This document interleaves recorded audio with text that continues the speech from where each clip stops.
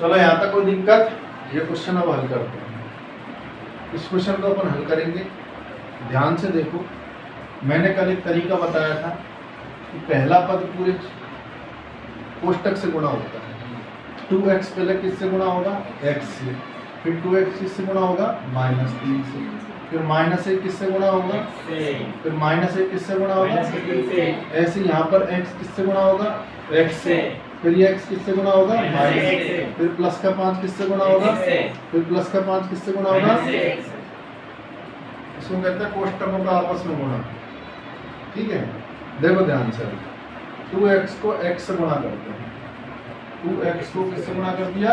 x से कर दिया। 2x को x से गुणा कर दिया। अब देखो 2x को किससे गुणा करूंगा? -3 से। अच्छा 2x प्लस का है, 2x किसका है और 3 किसका है? तो प्लस को माइनस से गुणा करेंगे तो क्या आता है? माइनस। क्या आता है? माइनस। तो यहाँ चिन्ह किसका आएगा? माइनस का। आई की बात नहीं है समझ में?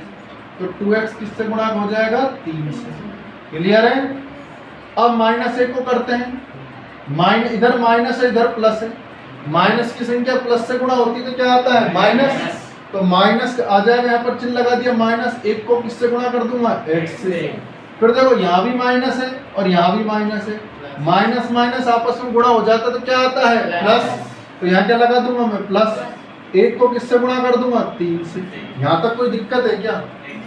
प्लस क्यों आया समझ गए? क्योंकि 3 भी माइनस का था और 1 भी माइनस का, इसलिए दोनों क्या आ गया? प्लस।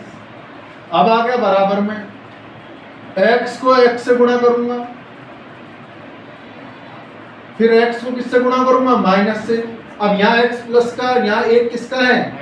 प्लस को गुणा करूंगा माइनस से तो आंसर किस में आएगा? माइनस में।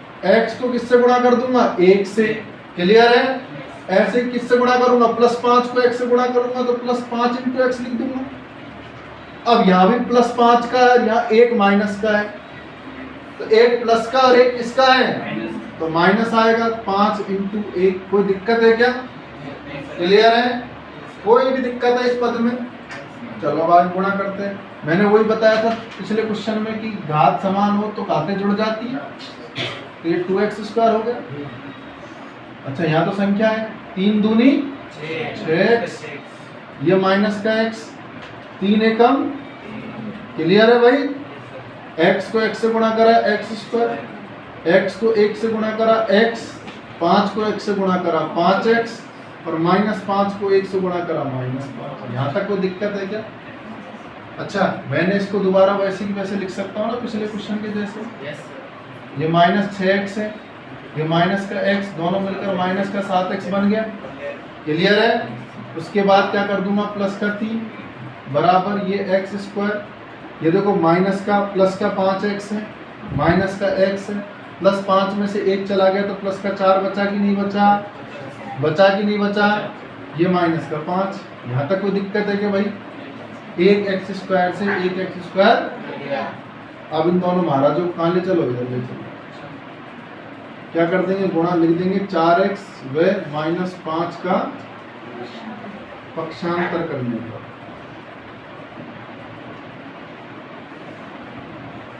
लिख दिया।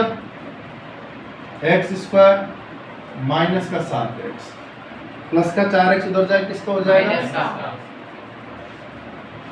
प्लस का 3 यही की यही है, माइनस का 5 इधर जाए किसका हो जाएगा?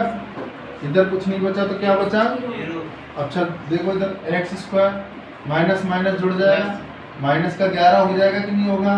7 और 4 11 होता है। ये दोनों प्लस के जुड़ जाएंगे, 5 और 3 8। हमको द्विघात समीकरण मिला कि नहीं मिला? अतः यह द्विघात समीकरण, अतः यह द्विघात समीकरण। आई की बात नहीं आई समझ में? क्लियर है? कोई डाउट? बताओ। कोई दिक्कत इस क्वेश्चन में? सारा क्लियर है? Yes sir.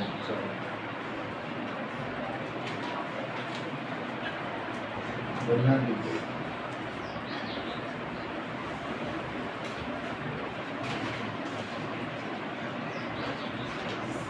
अच्छा 6th नंबर क्वेश्चन तुम्हें करना है, ठीक है?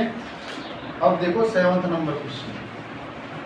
6 नंबर क्वेश्चन में एक सूत्र लगेगा a प्लस बी का होल स्क्वायर, उसके साथ हो जाएगा। 7th नंबर क्वेश्चन देखो अच्छी तरीके से, बोलो भाई। ब्रैकेट x प्लस 2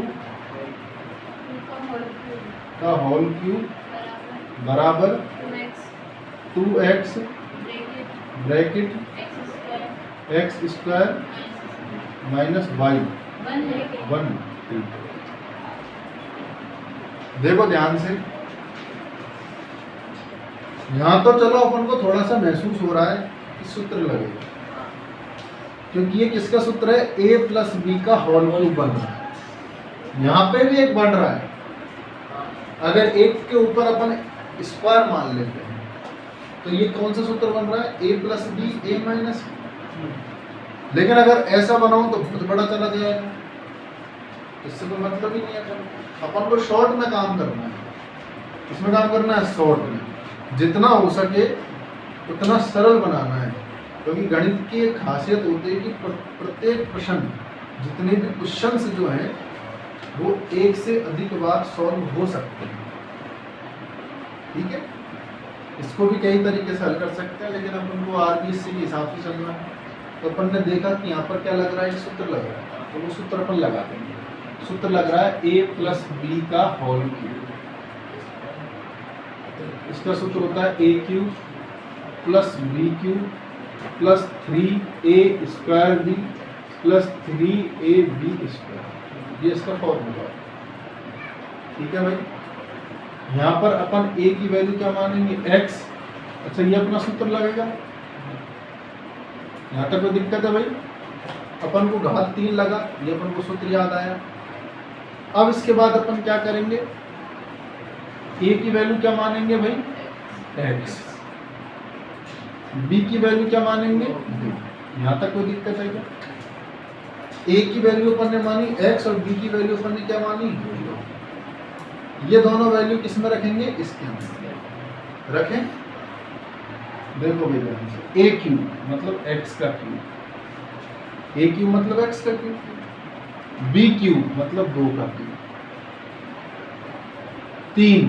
अब तीनों संख्या आपस में गुणा में है, 3 इंटू ए स्क्वायर इंटू बी, समझ जाओगे। 3 इंटू के साथ ए स्क्वायर लग रहा है गुणा के साथ, तो गुणा के साथ लिख दिया मैंने ए स्क्वायर। फिर गुणा बी लिख रहा है, तो गुणा बी का मान क्या है, 2, तो गुणा। क्लियर है भाई यहाँ तक। इसके बाद लग रहा है प्लस 3 इंटू ए की वैल्यू क्या है, x, बी की वैल्यू क्या है, 2 का स्क्वायर। यहाँ तक कोई दिक्कत है क्या भाई। ये अपन ने इस पूरे पद को, कोष्टक के पद को पूरा सूत्र के साथ खोल दिया। यहाँ तक कोई दिक्कत, यहाँ तक कोई दिक्कत नहीं। अब बराबर में देखो ध्यान से, इस 2x को मैं इससे गुणा कर दूंगा और 2x को फिर मैं किससे गुणा कर दूंगा, माइनस से।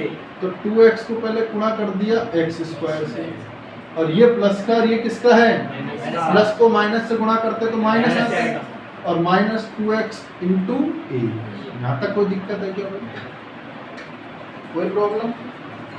देखो ध्यान से, x की घात 3 प्लस 2 की घात 3 होता है 8। 2 की घात 3 क्या होता है, 8। क्लियर है।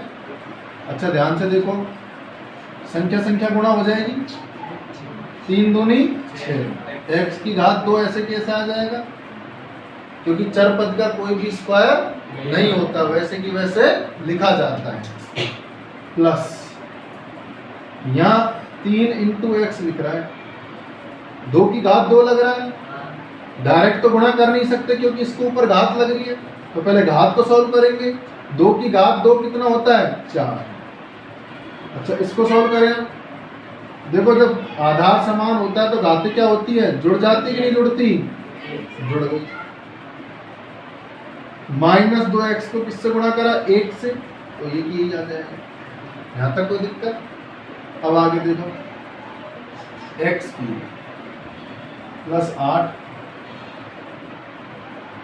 प्लस 6x स्क्वायर, 4 दिया 12x, बराबर 2x क्यूब माइनस 2x। ये मत कर देना कि सर घटा देना, क्या इसमें सेम सेम से लग रहा है हमको, घटाना नहीं। थोड़ा ध्यान से देखो, मैं इस पद को थोड़ा सा खोल के लिख देता हूँ, x cube plus x cube, फिर लिख देता हूँ माइनस का 2x। समझ में आया कि नहीं आया? अच्छा, एक एक्स क्यूब से एक एक्स क्यूब, ये दोनों महाराज कहाँ जाएंगे? इधर ले चले। इधर क्या है? 8, 6x स्क्वायर 12x। ये प्लस का इधर आके किसका हो जाएगा? माइनस का। प्लस का इधर आके क्या हो जाएगा? माइनस का। और माइनस का जो 2x से इधर आके किसका हो जाएगा? प्लस का। बराबर में क्या हो गई? 0। अब देखो, घात के आधार पर जब हम इनको सेट करेंगे, घात के आधार पर जब इनको सेट करेंगे तो सबसे पहले बड़ी घात जाती है, फिर उससे छोटी, फिर उससे छोटी, फिर सबसे छोटी, फिर अचर पद, ऐसे ही होता है। तो इसमें सबसे बड़ी घात कौन सी है? घात 3, तो इसको आगे आगे लिख देंगे। अब एक्स क्यूब किसका है? माइनस का, तो माइनस का आगे आगे लिखा जाएगा। फिर इससे छोटी घात कौन है? X square. ये किसका है भाई? प्लस का, ये प्लस का लिख दिया। क्लियर है?